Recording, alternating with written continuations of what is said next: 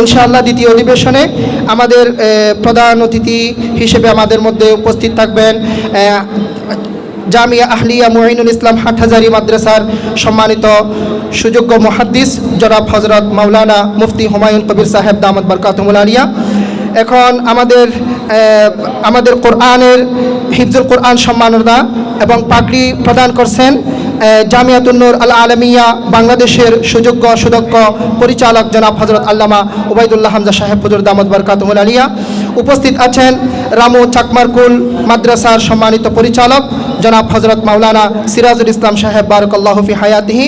উপস্থিত আছেন আমাদের উকিয়া উপজেলার কৃতি সন্তান বিশিষ্ট আলেমে দ্বীন রাজাপালং এমদাদুল উলুম ফাজিল মাদ্রাসার সুযোগ্য পরিচালক জনাব হযরত মাওলানা আবুল ফজল সাহেব দামাত বরকাতুহুল আলিয়া। উপস্থিত আছেন